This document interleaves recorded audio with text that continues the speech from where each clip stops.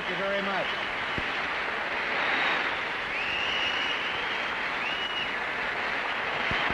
Thank you. Thank you.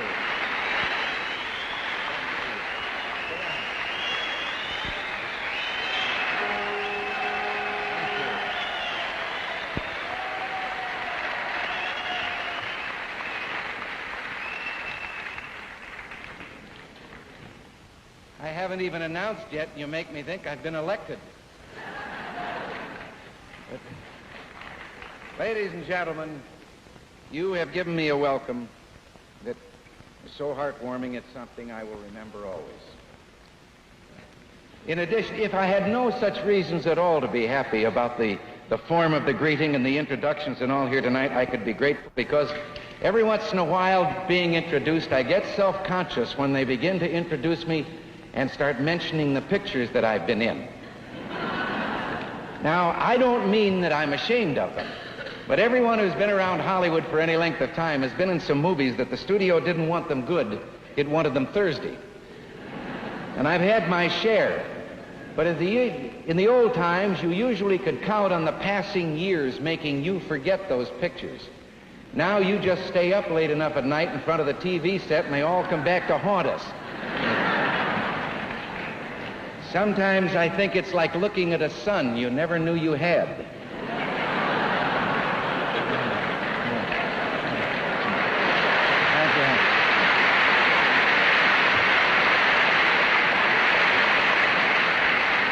That takes a second, doesn't it? I have a friend in the business who stays up late to look at his old movies just to watch his hairline recede. But you know, I've been protesting the growth of government for a number of years. I've had a concern lest the permanent structure of government becomes so big that it would become beyond the control of Congress and beyond the will of the people. And I have believed that this is a problem that crosses party lines. I've seen an interesting development down through the years. When I first suggested the danger of government control inherent in so many federal handouts, there were people who denied vehemently that any such thing could ever take place. And yet, before too long, the same people were saying, what's wrong with government control? And in the recent days, we've heard representatives in the higher echelons of government ask us, well, are you afraid of your own government? Well, to tell you the truth, I am. And all of us should be.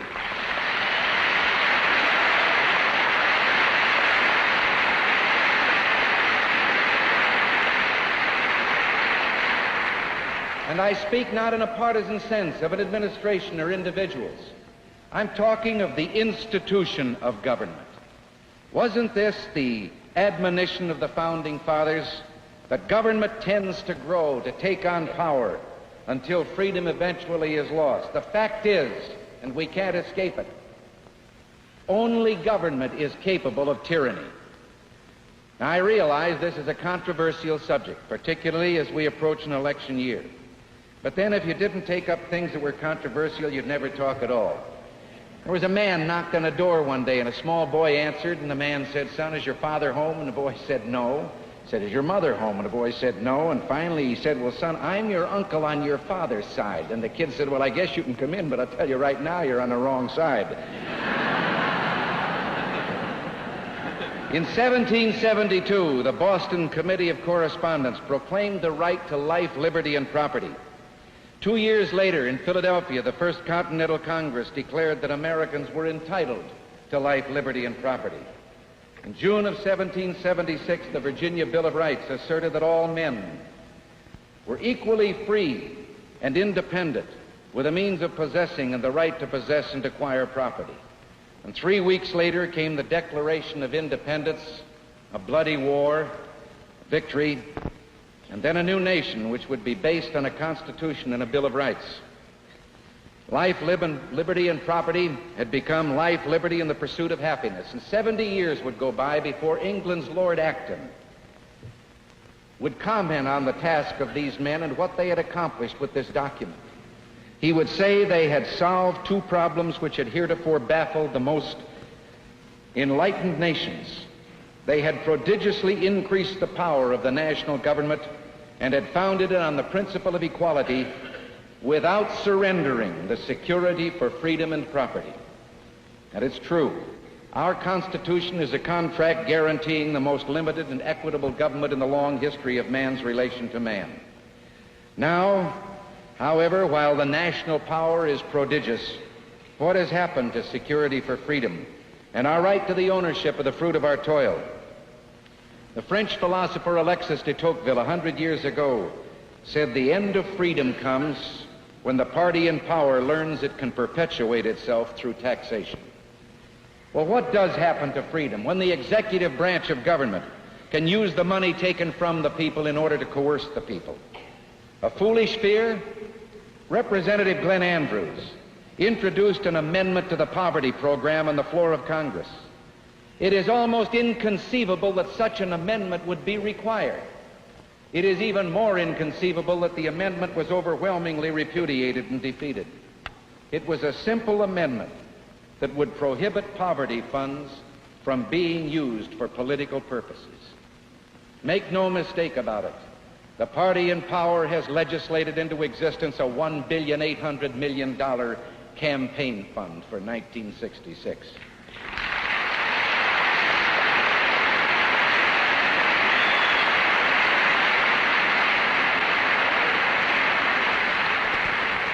Five years ago, we reached a new frontier. And now we're face to face with a great society. And along the way, we've added $31 billion to our debt, but we've decreased our gold holdings until concern is felt for the solvency of our currency. And very shortly, the coins we jingle in our pocket will no longer have the ring of silver. But have no fear. We reached something of the height of absurdity when in a press conference recently we were told that the government would stand behind those artificial coins and was prepared to exchange them anytime for paper.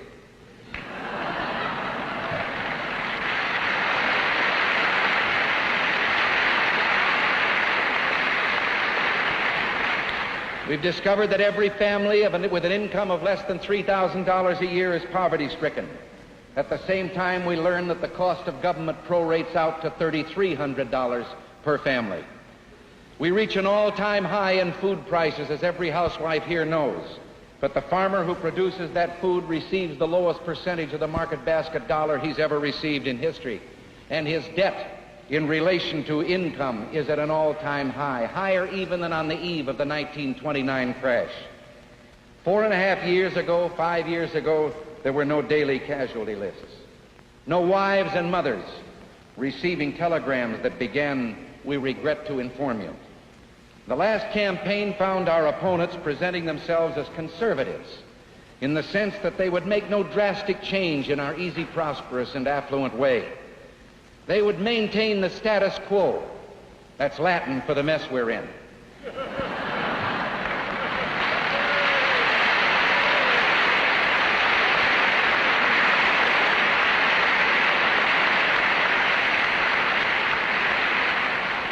We, on the other hand, were presented as radicals who'd bring about some cataclysmic upheaval. Well, now the wraps are off the great society, and a multitude of messages and legislation has made it plain we're to have the welfare state with an unprecedented federalization of American life.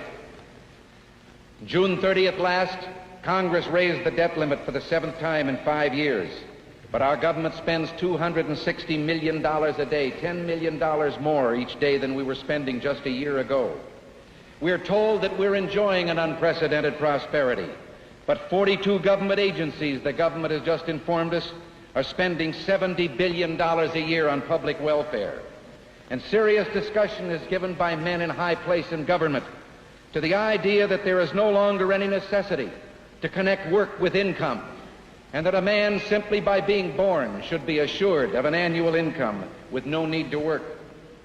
The ancient Hebrew book, the Talmud, tells us that for a father to fail to teach his son to earn a living is the same as teaching him to steal, for that might be the inevitable result.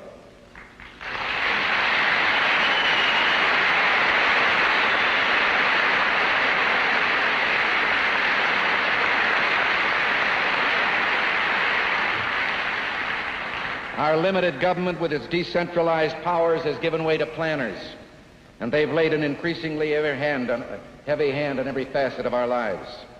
To quote de Tocqueville again, he warned that such a government would cover the face of society with a network of small, complicated rules, minute and uniform, and thus the will of man is not shattered, but softened and guided until the nation is reduced to a flock of timid and industrious animals, of which government is the shepherd. Well, the shepherd, the president, is fond of quoting in these days from the scriptures. His favorite seems to be 1 Isaiah, the 18th verse. Come, let us reason together. Now that has a sort of a warm and cozy sound, doesn't it? But let your eyes stray down a line or two into the next verses, the lines that are not quoted aloud. If ye refuse, ye shall be devoured with the sword.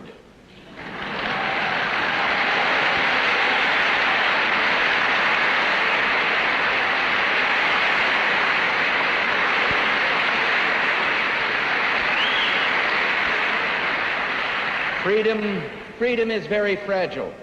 We've only known a few moments of it in all man's history. And most of those moments have taken place here, in this land, under this constitutional system and under our economic system of free enterprise.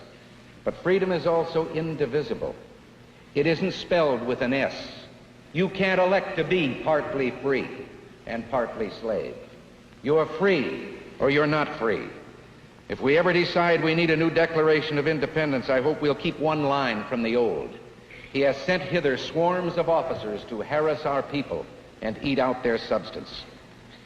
Today, for every 10,000 of us, it only takes 12 doctors to keep us well and healthy.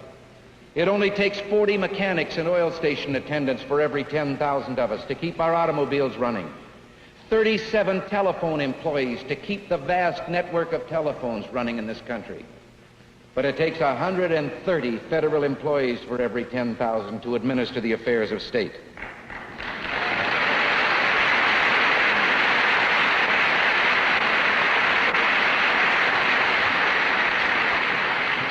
Federal employees outnumber state employees in 30 of the 50 states. I don't know about yours, but that's true of California, and in California, that isn't easy. The businessman, harassed and eaten out of our substance, the businessman spends 35% of his time filling out government forms and regulations. It has been estimated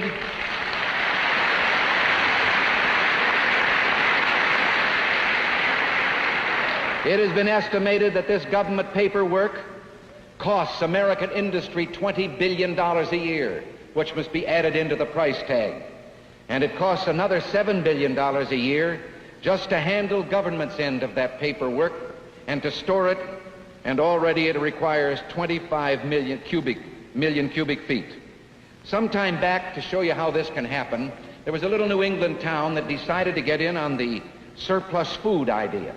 Now, this is a good idea. No one can quarrel with the fact that if we can raise a surplus rather than waste it, it should be distributed to those people who have need. So this little town got in on this and got its share of free federal surplus food. And then they woke up one day and discovered that they were being flooded under a great load of paperwork demanded in connection with this handout. And they discovered finally they'd put on so many new city employees just to handle this that it was cheaper to get out of the program and buy the groceries retail at the corner market.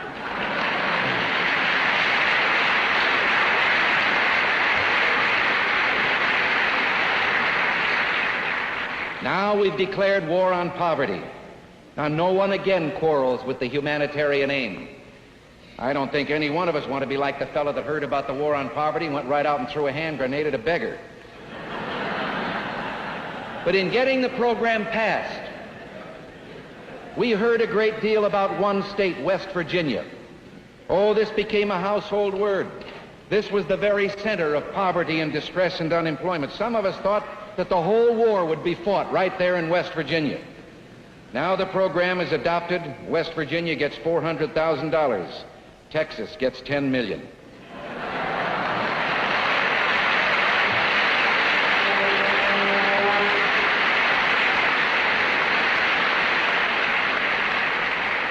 We're winning the war, though, at least on one front. on their own bureaucratic home grounds. $19,000 a year is a good salary, and it's a very high rate of pay in government salaries. As a matter of fact, there's only one employee out of 1,000 in the Department of Defense gets $19,000 a year. Only 1 out of 500 in the Department of Agriculture. But in the new poverty program, there's 1 out of 19. Gum Springs, Virginia was awarded $74,000, $54,000 for administrators' salaries, $20,000 for the poor.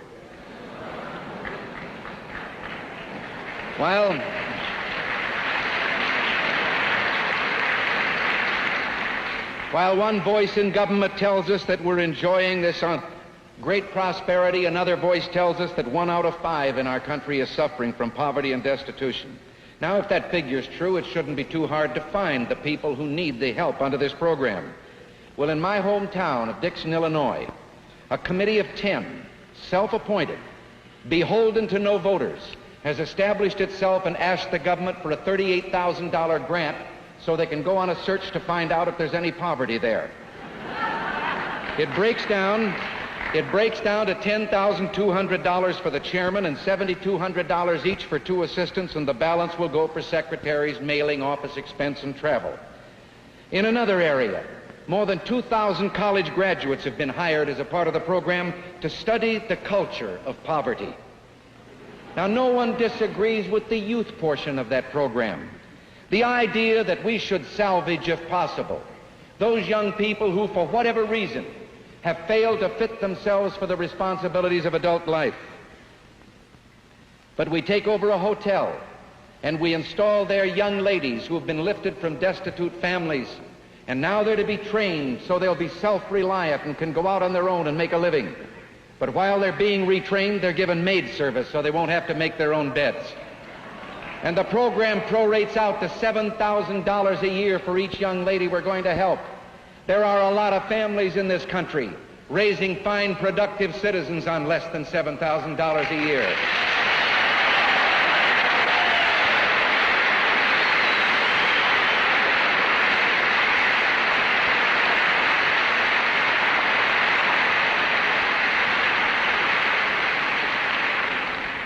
I can think of no higher, more noble purpose than to take young men and to make sure that they get an equal chance in the start in life. But we have such a program now, and we put the young men in camps for retraining, and we pay them a higher rate of pay than we give the young man who puts on a uniform and goes out to defend his country.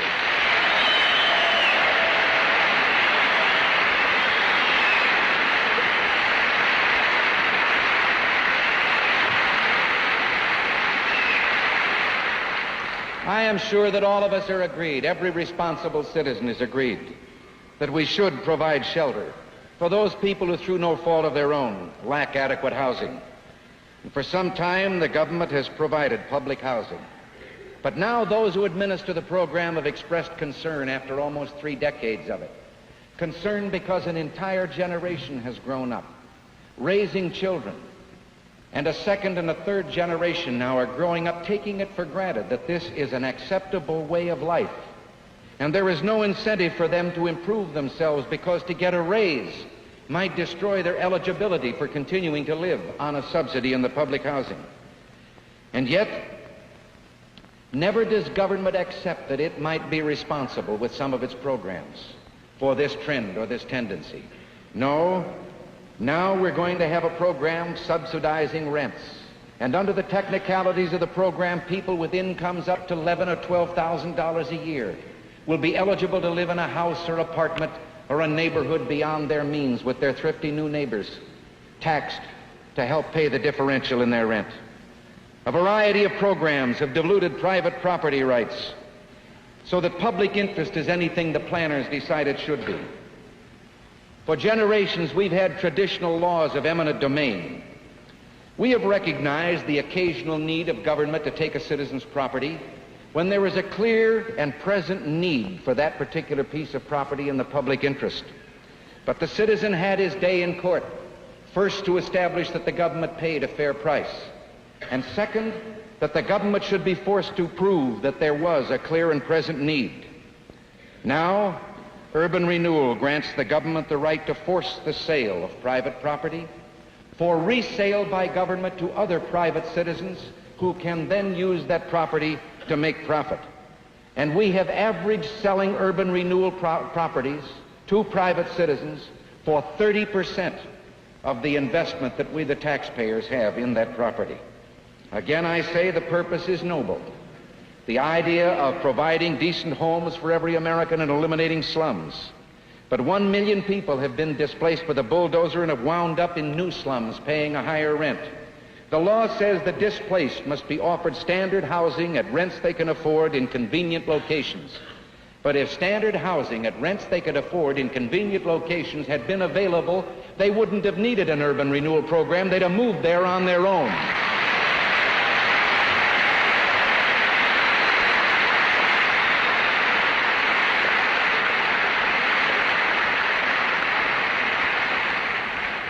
Robert Weaver, the Federal Housing Commissioner, has said in the beginning, he has made this statement public, the government gave the use of the land to the people to speed its development. Now, I didn't remember history that way. I thought we were here and on the land and we created the government. But he says,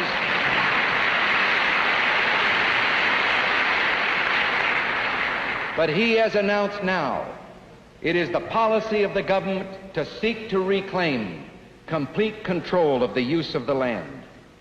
Planes equipped with surveying instruments fly over American farms. They survey from the air accurately to see whether the farmer has violated his planting allotment. And if he has, he's guilty as charged.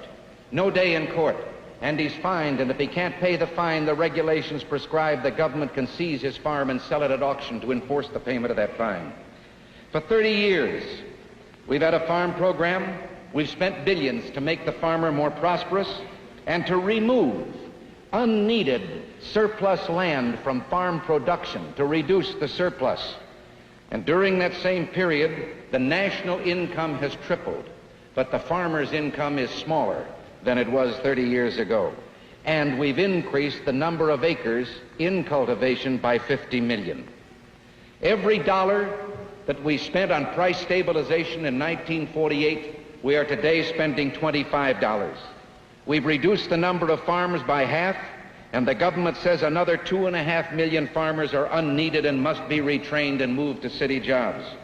Meanwhile, at the same time, the Appalachian program provides millions of dollars to reclaim marginal land so that the unemployed can be made farmers in that area and add to the present farm surplus. And an ominous question remains unanswered. Who will decide which citizens must leave the land? And how will the decision be made? How also will we explain that the same government that says that we need only 1 million large commercial farms now, that there is no need for the small family farmer, is still the government that tells us with another voice that no farm of over 160 acres can receive water from federal irrigation projects? Somehow one suspects that government, in all of its involvement in the farm program, will turn out to be something less than a jolly green giant. Meanwhile, the network of rules grows more minute and more uniform, as de Tocqueville warned. Down on the Mason-Dixon line, on a highway that is used by northerners taking vacations in the south, there's an oil station. Very enterprising fellow running it. A little triangle of ground, you know, between the sidewalk and the driveway that so often is covered with gravel or paved over. He planted a few cotton bushes there. Now when a tourist stops in from the north, he picks a cotton boll off the bush right there in front of them and hands it to them as a souvenir of their trip to the south. He's just been fined by the federal government for planting cotton without an allotment. The post office, just recently the post office was exposed as having for the last couple of years taken mail, letters addressed to citizens, from the mail and turning them over to the Internal Revenue Service if those citizens were behind or delinquent in the paying of their income tax. And now we learn that Washington is going to subsidize art and literature. The plan calls for 2 czars with millions of dollars which they will apportion on the basis of what they consider is meaningful in art and literature. Well, now, if they follow the pattern of some of the government-sponsored scientific research programs, there is reason for concern. Now, I'm not a scientist, but I sometimes have a suspicion that the government is subsidizing just plain intellectual curiosity when I see thousands of dollars spent on research in philology and faunal affinities of fossil bryozoa in the Middle Ordovician through Silurian. Now, the only thing I understand in that is that phrase, in the middle. There I know who they're talking about.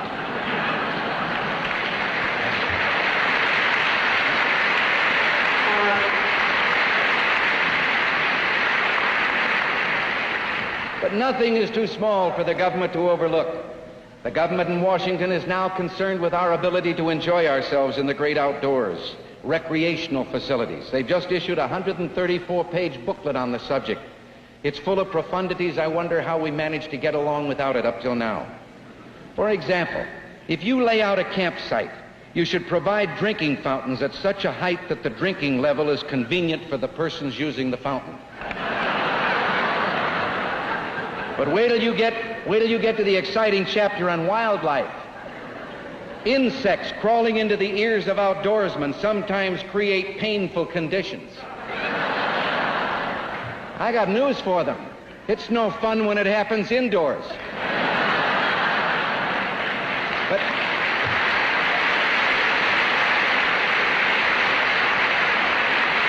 wait a minute. That isn't all they have to say about wildlife. If your recreational area has a bathhouse intended for the use of both men and women, it should be divided into two parts by a tight partition. Now you know we'd have never thought of that one by ourselves.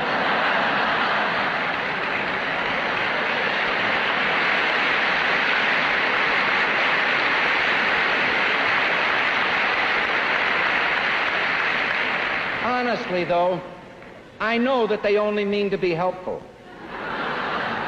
I know that it's really human nature and they're motivated by the most humanitarian of idealism. It's just natural for them to see the problems and see the immediate problem and to suggest, oh, if we had a little more money, a little more power, what we could do for the people.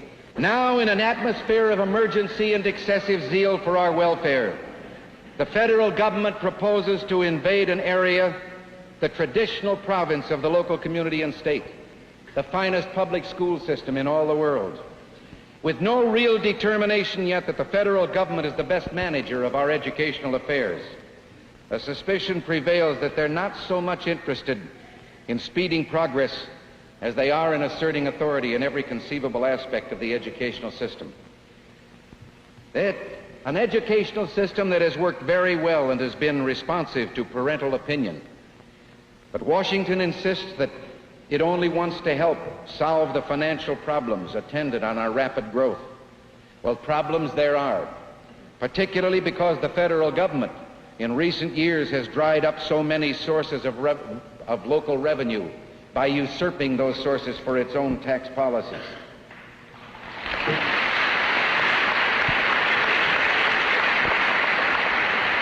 But that same government has figures that reveal that we at the local level in the last decade have increased school revenue by 156%.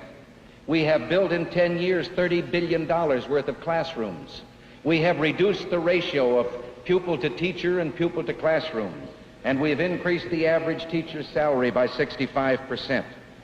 And yet every suggestion that we make for earmarking tax money and allowing it to remain at the local level without running it through those puzzle palaces on the Potomac first is met with great resistance. Already there are 135 separate federal agencies and offices doling out money at the college level.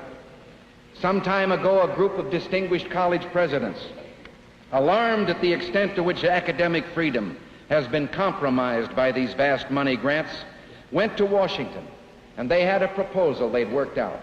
A proposal for allowing the individual citizen to compute his income tax and then deduct a specified amount and contribute it to the college of his choice instead of paying it in income tax.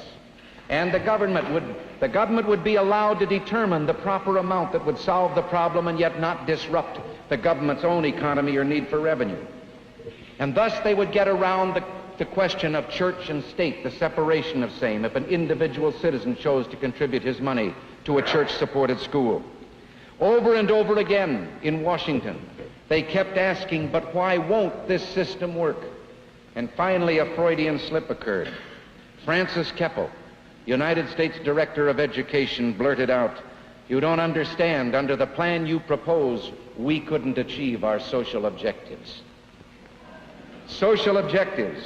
And now we uncover a memorandum, thanks to the press actually, a memorandum in the Community Relations Service of the Poverty Program. Has nothing really to do with education, but the memorandum is very disturbing in this sentence. We should conduct a systematic effort to contact all publishers and school boards to encourage their publication and adoption of textbooks conforming to established standards. Well, if the government is going to build the schools and buy the books, issue scholarships, make judgments, and exert pressure, what if one day that pressure is of a political nature not to our liking? Education is the bulwark of freedom, but you remove it too far from the community and the parents' control, and education becomes the tool of tyranny.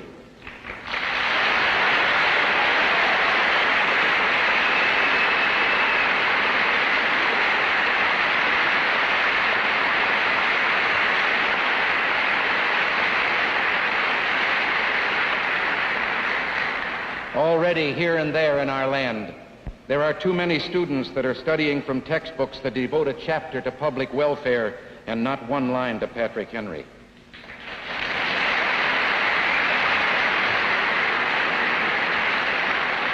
Sometimes when you look at the problem, you think that government's like a baby.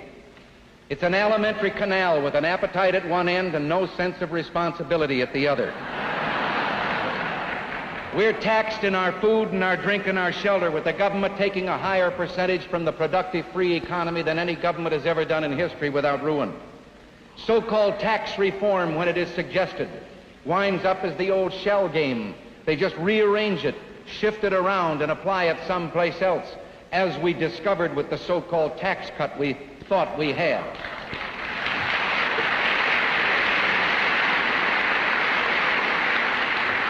Our tax policy today is based on the idea that we're robbing Peter to pay Paul.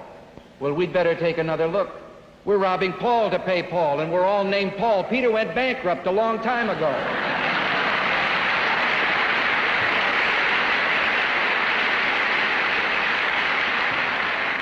Inflation, planned and deliberate over the last 3 decades, has reduced the value of our dollar to 35.5 cents. Well, how did this come about? Well, mainly because we have perverted our Constitution.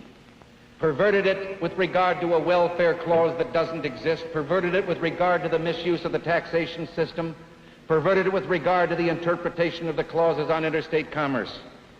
And we've done it under such high-sounding phrases as the greatest good for the greatest number, or one man, one vote, forgetting that majority rule becomes mob rule unless there is a set of ground rules protecting the individual. One's right to life.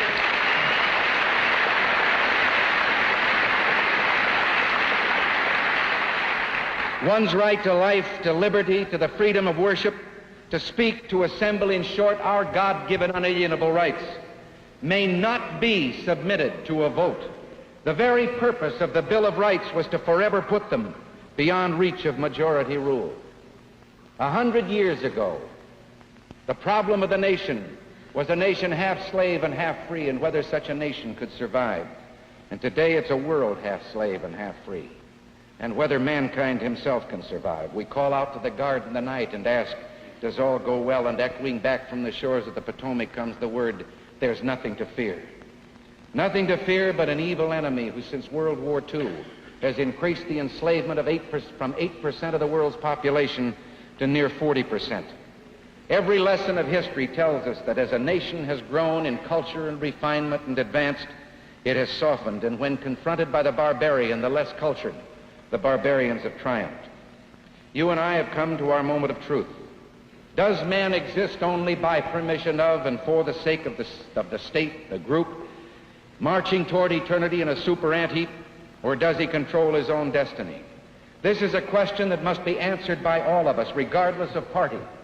To those who are Democrats, ask yourselves if the leadership of your party still follows the precepts of Jefferson, Jackson, and Cleveland. Take the platform of 1932 on which Franklin Delano Roosevelt was elected, with its demand for a 25% reduction in the cost of the federal government, for restoration of constitutional limits on the power of that government, for a return to the states and the local communities and the individuals of the rights that had been taken from them. Ask which party would be most at home today with those promises. I know that the bond of party loyalty is very strong. I was a Democrat most of my life. I know it is hard to make a change from party loyalty and the party of your lifelong choice without a feeling that you're being treasonable or unfair. I say to you, have no feeling of disloyalty if you have decided you no longer can follow the leadership of that party tonight, because the leadership of that party has long since abandoned you.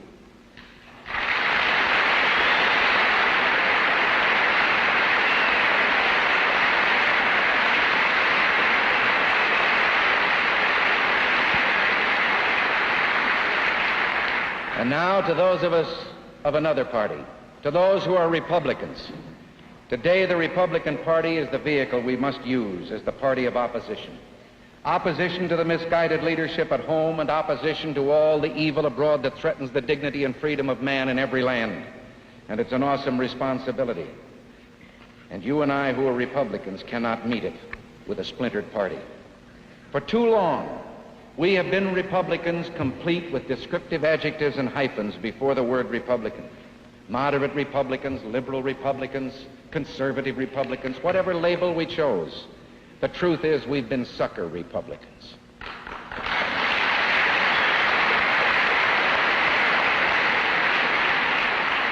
Those adjectives and those hyphens were given to us by our opponents, and the time has come to bundle them up and give them back.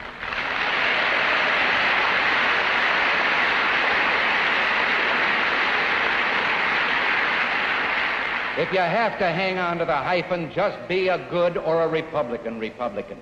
We can cringe in the shadow of a philosophy we detest but fear to challenge, or we can rise from a defeat and begin the second round of our struggle to restore the Republic. And now there are those among us, there are Republicans today who understandably, so hungry to get back to the position that we once held, to reestablish some equality in this two-party system, restore the imbalance we now have, who have suggested, even somewhat cynically, that maybe we should start talking to voter blocs and making promises, that perhaps we should even reshape our party in the image of the victorious party on the basis that perhaps an imitation might get more votes than we've been attracting. Well, I'd like to suggest there is a bloc we can appeal to. It's a voter bloc of millions and millions of people. It crosses party lines, ethnic lines, religious and racial lines, economic lines. It's made up of millions of unsung heroes, people who get up in the morning, send their kids to school and go to work. They contribute to their church and their charity and their community. They believe that they were created in God's image and that God is the author of their rights and freedom. And they're disturbed because their children can no longer ask God's blessing in a schoolroom.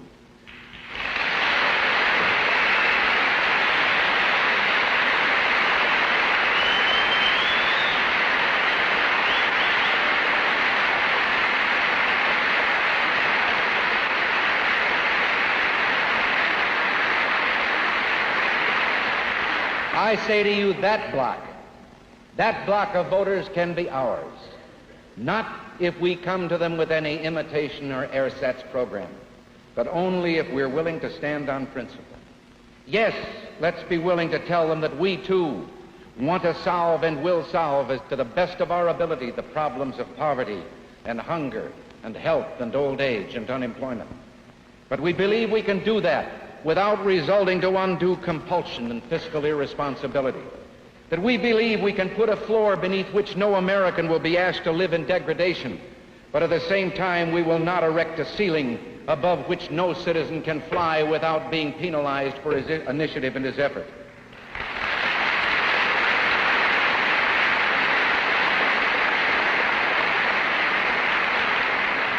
And let us tell them that hard though the problems may be that face us on the world scene, we will not buy our protection from the threat of the bomb by trading away the freedom of people in other lands not ours to give.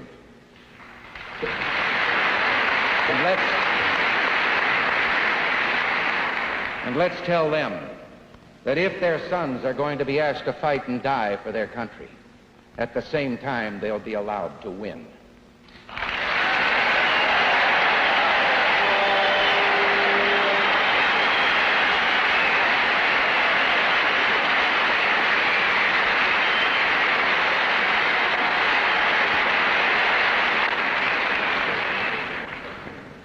To all Republicans today entrusted with this responsibility, because it is ours, I say look deep in your own hearts and ask yourselves if you possibly can have any difference with any other republic that is more important than this challenge that faces us tonight. If you have, if you're unwilling to meet this challenge, then you'd better start preparing, deciding what you'll tell your children it was that you found more important than freedom. They'll want to know. Thank you.